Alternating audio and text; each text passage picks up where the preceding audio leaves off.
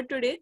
Now see, before understanding friction properly, you have to understand the concept of frame of reference, which I have started when we had started motion in a straight line. Remember that time, what did we discuss? We had discussed that frame of reference basically means place of observation. If you are having a particular frame, right, one particular place of observation, another object can appear to be at rest or in motion to you. For example, one example that we discussed that time also, I'll mention it here also. A person is standing on ground. Fine. A person is standing on the ground. A train is moving. Two passengers are sitting in the train. Now the person who is standing on the ground, for that person, both the two persons who are moving in the train will appear in motion, right? If I'm standing on the ground and I see two people who are moving inside a train, I will say they both are in motion, right? So this is one conclusion that I have drawn, that yes, both are in motion. Now, when both the passengers are in motion, when I'm talking about both the passengers, means one passenger with respect to other. This passenger is looking at the person who is sitting in front of him inside the moving train.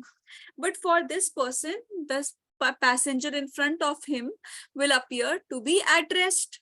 This was the same person who was appearing to be in motion for the person who was standing on ground. So is the third person at rest or in motion? There is no one definite answer which you can conclude. This depends upon place of reference. All right, class. There is no one answer that you will say that the person is in motion or is at rest. You will say person 3 is in motion with respect to person on ground. Person 3 is at rest with respect to the passenger sitting in the front, whatever is the name of the person. All right, this is how you define. Now, why are we revising this? We have already discussed this. Why are we revising this concept back in here in Newton's laws of motion? We had already discussed this. We had seen also, we studied the concept of relative velocity also. Now, why are we bringing this? So see, frame of reference basically means what? After frame of reference, inertial frame and non-inertial frame are the two frames which you have to keep in mind. Basically, inertial frames are the frames where Newton's laws are valid. All the three laws of Newton's which we have studied, three Newton's laws, no, we have studied. First one, inertia one. Second one, F is equal to dp over dt. Third one also we have discussed in the last class, action reaction forces. So all these are the inertial frames. The frame in which Newton's laws are valid. This is called inertial frame. All right, if you are having a frame that is accelerating, this means, see how to identify inertial frame and non-inertial frame. This is clear, no? Newton's laws are valid and Newton's laws are not valid. Now, how will you identify whether you can apply Newton's laws or not? Right? How can you apply Newton's laws or not? So see, suppose I am taking a system where the entire system is at rest. All right, the entire system is at rest. It means, suppose I have taken a car is moving on the ground with a particular velocity. A car is moving on the ground with a particular velocity. This I have. All right. Now, for me, the ground is appearing to be at rest, right? The ground is not moving. The floor is not moving. So frame of reference, when I'm saying the car is moving, so my place of observation is what? The place of observation becomes this part only. Car plus ground. So is the ground moving? Is the ground in uniform motion? No. The ground is static. The ground is completely static. So in such cases, what will you conclude? If the car is static, it means the frame is at rest. Frame means your surrounding. Frame means frame of reference only, place of observation only. So when we are saying place of observation, this means that you have to consider the frame of reference. All right.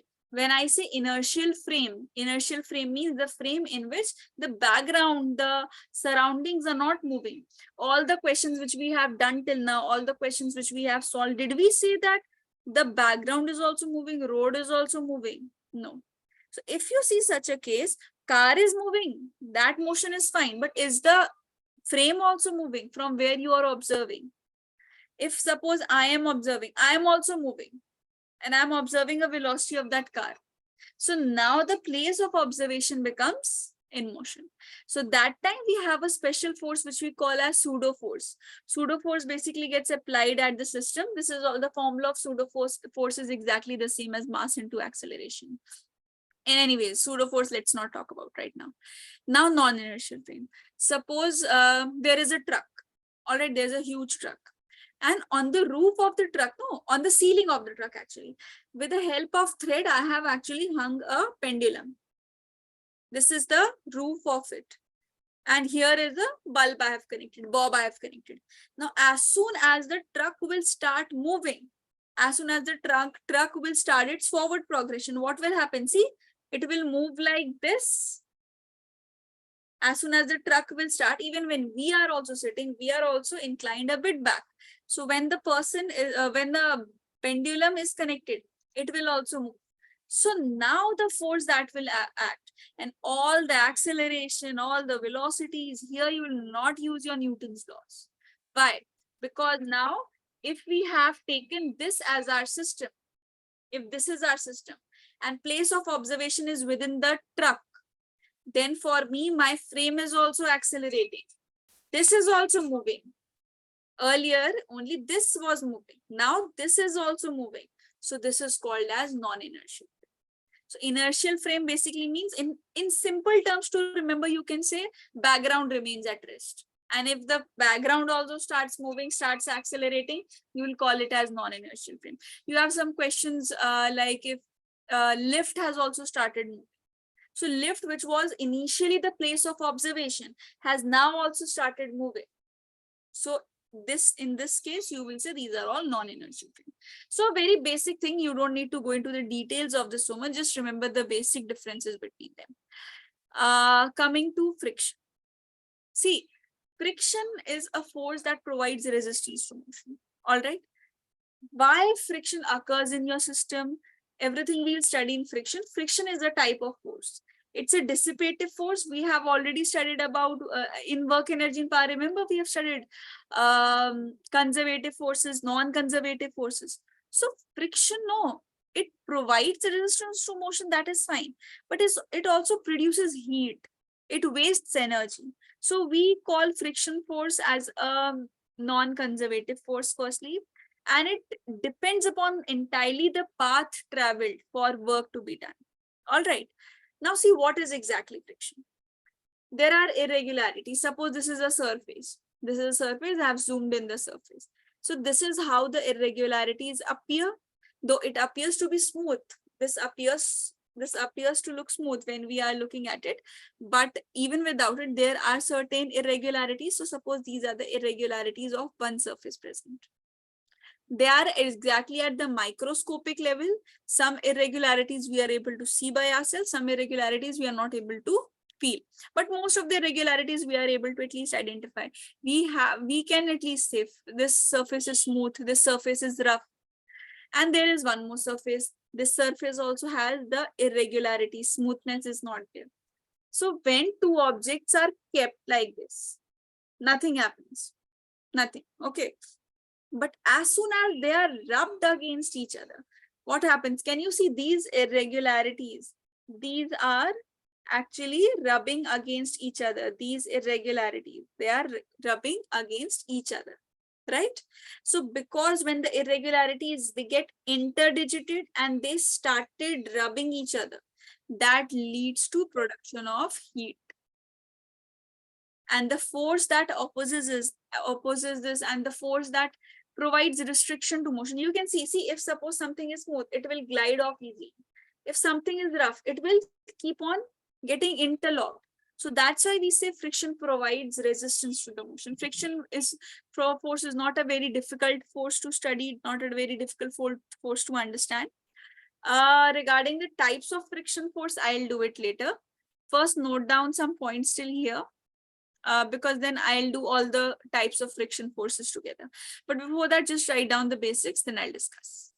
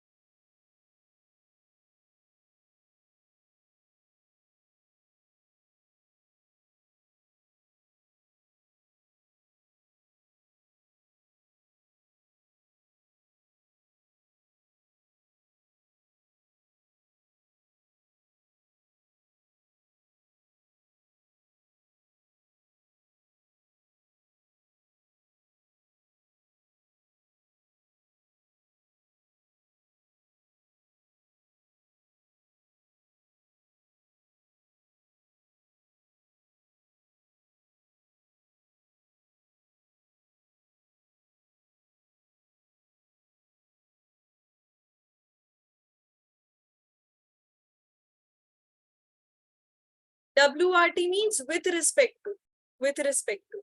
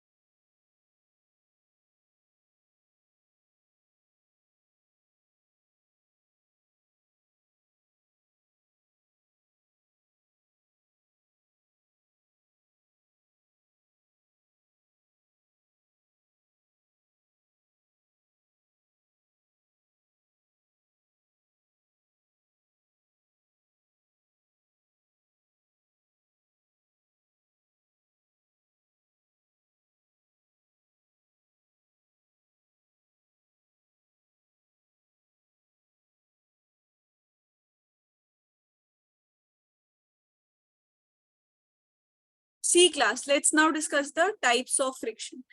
See, when we are discussing the types of friction force, you have to understand the fact that there is external force also occurring in the system and friction force is also occurring in the system. See,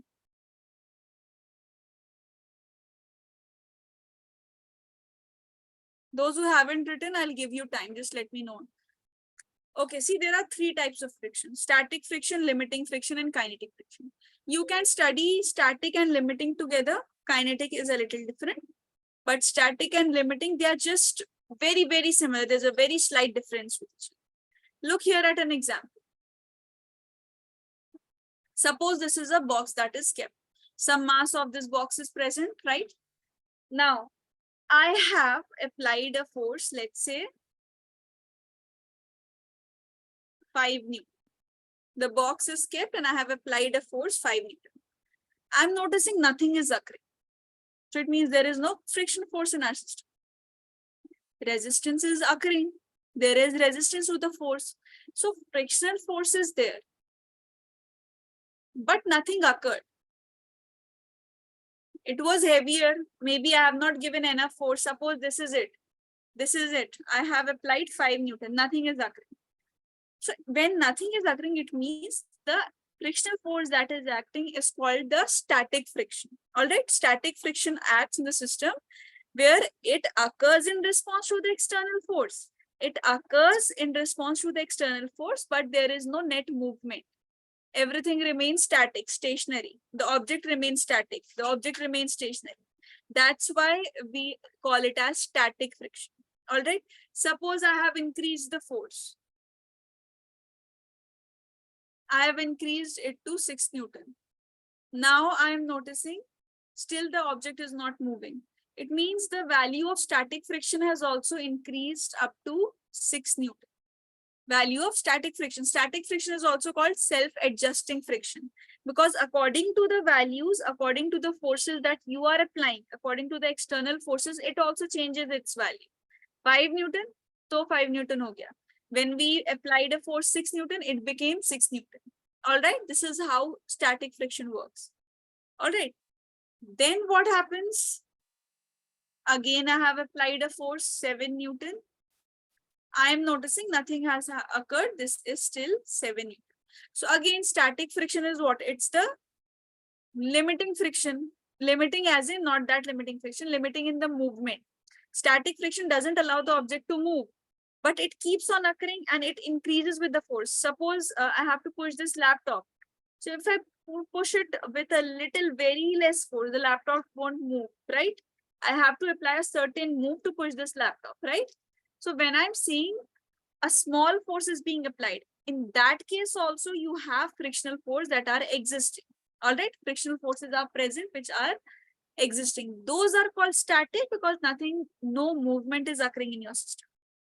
Now I have noticed as soon as I have increased my force to 8 Newton when I was pushing it, this frictional force, this was still 7 Newton only. It couldn't be increased. This value couldn't be increased further.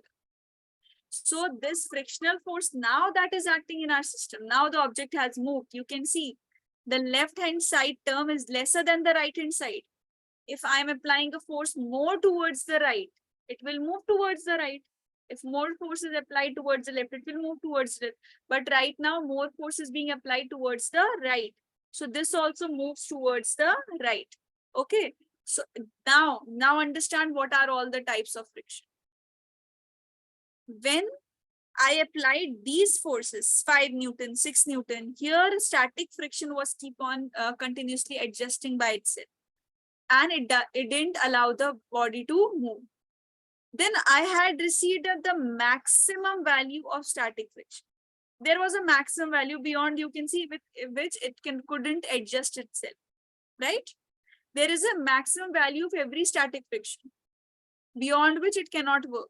Otherwise, every object you will be able to, you'll never be able to move any object. Friction will never allow. But since the static friction value has a certain value, maximum value, beyond which it doesn't allow any motion. So this maximum value, 7 Newton, which I can see, this is the maximum value when both of them are equal and no motion is occurring. That is called as the limiting friction. This is called as the limiting friction. Maximum value of static friction.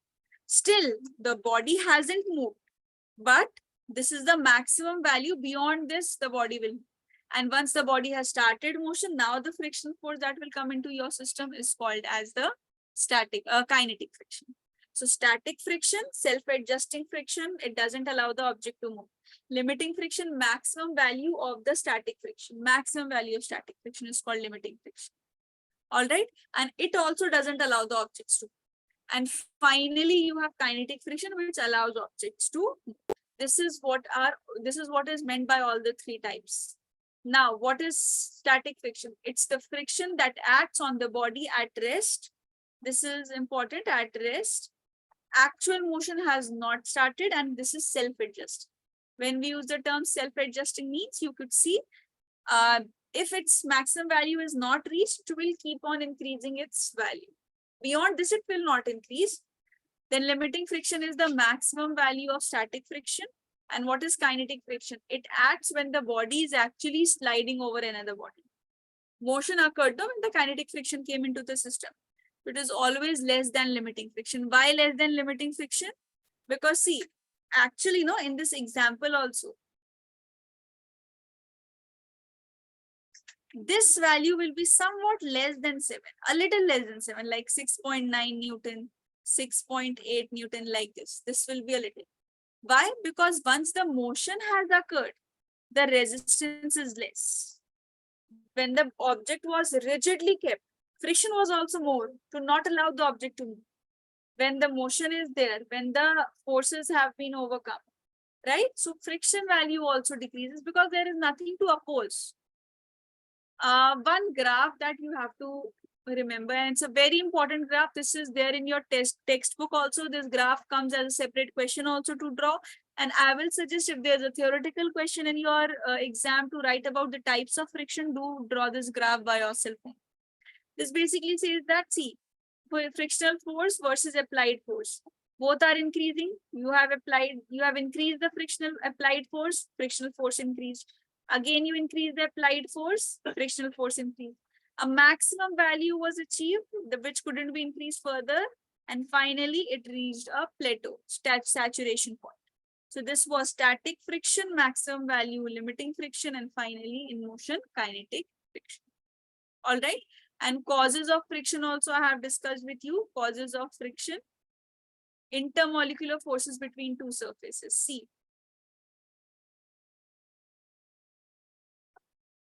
if we go into the details, no, if we see the structure in detail microscopically, then you will see irregularities are present between two objects like this. Even one more thing occurs that is helpful for your class 12 more, not so much for class 11. There are charges that are present over here.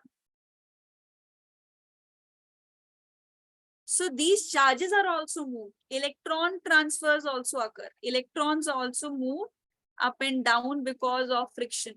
Friction, the work done to overcome friction helps in facilitation of, it facilitates electron from one object to other.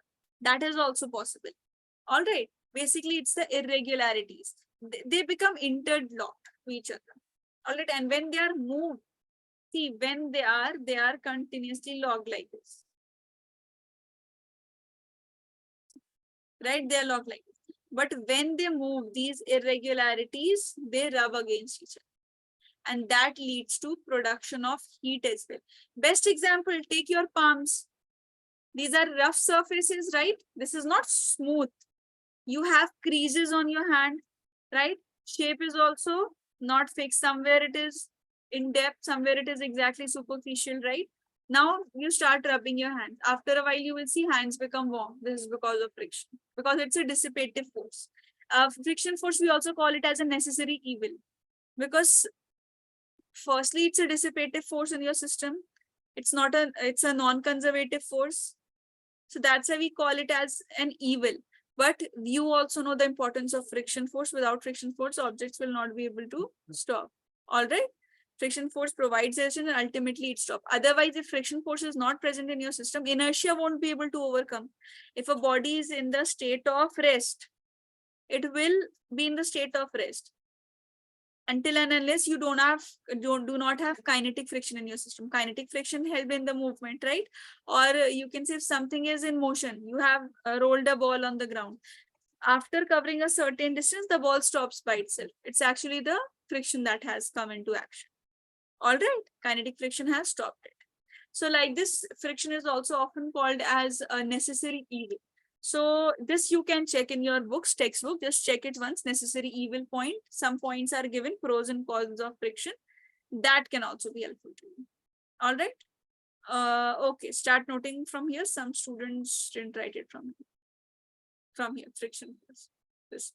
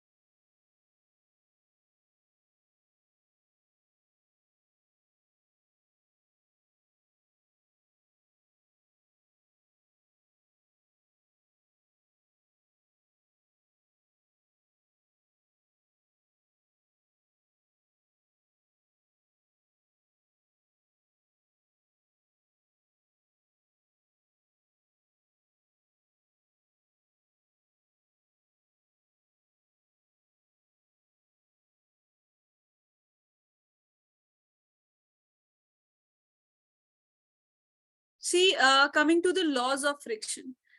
When we talk about talking about any law of friction, this is not just valid for limiting, but limiting we are taking because this is in between static and kinetic. See, normal reaction we have talked about. What is normal reaction? Wherever two objects are in contact with each other, normal reaction is basically a contact force that acts away from the body, right? So if the block is kept, if this block is kept, then normal reaction will occur above, like this. And gravitational force will always act downwards, right? And other forces will also act. Friction force will act here. Now we are aware of friction force, so we know friction force will also act, and external force, applied force will also act, and so many forces. What you have to remember is that frictional force depends upon normal reaction. This is the formula which you have to remember. Do not remember the formulas for normal reaction. Normal reaction for every question, it will vary. Normal reaction will vary for every question. For example, if I tell you this, one more thing, let me add it here. Frictional force is directly proportional to normal reaction. So when you remove the proportionality constant, you get a constant which we call as mu, which is coefficient of friction. Now, many students do what? Most of the times, normal reaction becomes equal to the weight, right? N becomes equal to mg. So they learn the formula as F is equal to mu mg. No, this is wrong. This is not the formula mu mg. Whatever be the value of N, it will change accordingly. See, suppose I have given you, this is a wall, this is the block. Here normal reaction is occurring, here some force is being applied, here mg gravitational force is occurring. Can you see now this normal reaction is not equal to mg now? Mg is acting downwards, whereas normal reaction is acting on the different axis, on a different axis, x-axis. So here this will be equal to something else, this force or whatever we'll calculate according to the situation. So do not learn this, because most of the students remember it as F is formula of friction as F is equal to mu mg. No, formula of friction is mu n. Now depending upon the value of n, you can substitute in the value of friction. Okay. So yes, friction depends on normal reaction. It is independent of area of contact. Means for even a heavier object or a smaller object, friction will depend upon the irregularities. Friction is concerned with the irregularities. Okay. So whatever is the size, all the irregularities make up the frictional force. And it increases with roughness, because as the irregularities will increase, interlocking will increase, that will result in greater friction. Okay. So this we call as the laws of friction. So when we are talking about limiting friction, yes, this I was telling you. Now properly, let's see. If this is mg, see, frictional force is directly proportional to normal reaction. Frictional force is mu n. This is the formula which you have to remember. What is mu m? What is mu s? See, mu L I am writing, that is coefficient of limiting friction. Coefficient of limiting friction. This is the coefficient of limiting friction. Similarly, if it's a static friction that is occurring, so you will have F S is equal to mu Sn. Both are same, both are basically the coefficients. Now, depending upon the values of n, you will get different values. For example, look at this question. This is normal reaction will occur upwards, mass into gravity, acceleration due to gravity will act downward, and static friction's coefficient is given. So F is equal to mu n. Now see, further we can see that n is equal to mg. That's why I can say F is equal to mg. This is just valid for this question. This is not a standardized formula. So mu is 0.3, mass is 10, acceleration due to gravity, I'm taking it as 10. Since nothing is mentioned, you should in your exams take it as 9.8. Fine. So this becomes 30 Newton. 30 Newton is the frictional force that will act. That is actually acting to make the body remain at static position. Rest of the questions we'll discuss. First, you note down the laws of limiting friction. These are important, class. Laws of limiting friction, laws are important. These come separately to write. Note it down.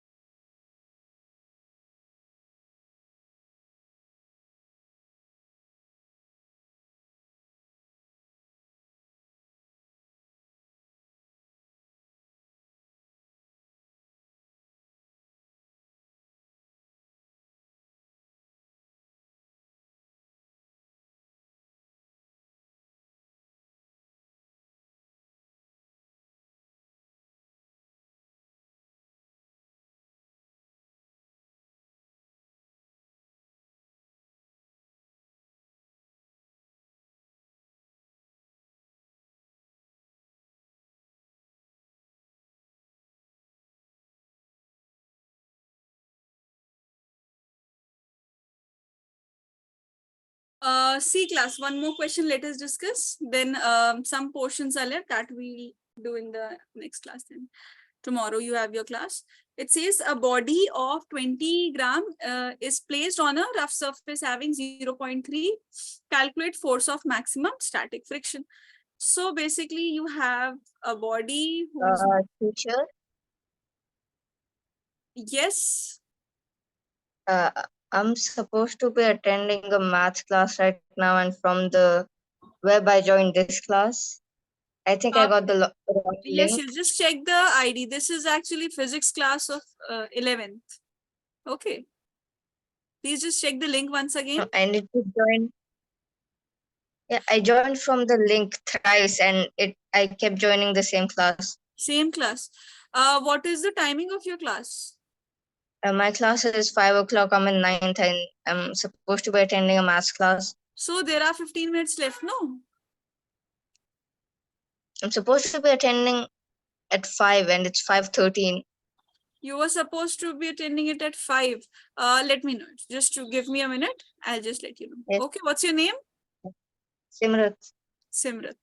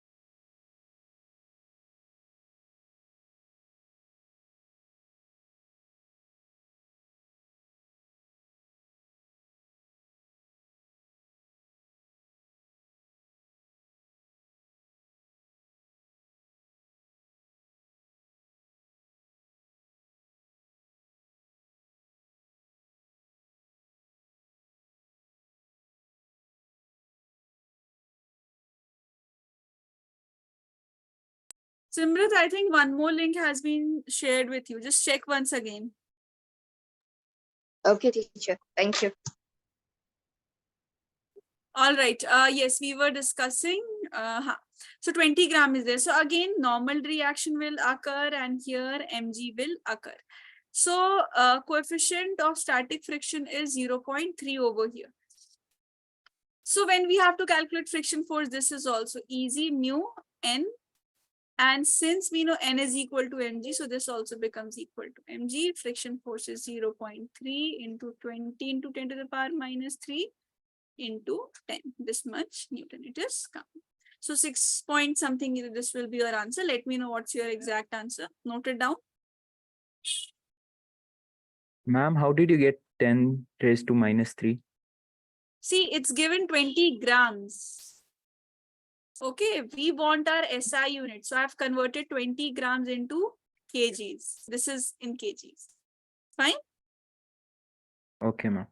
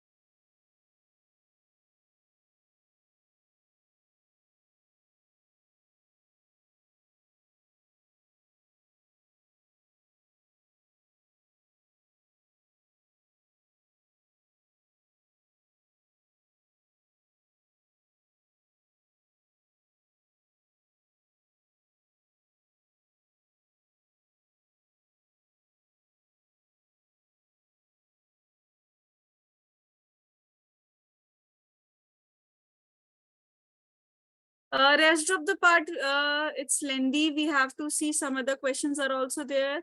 And kinetic friction we have to start. So all those who have completed, you people can start leaving. Tomorrow we'll continue friction from here, kinetic friction. Okay, class. Thank you so much.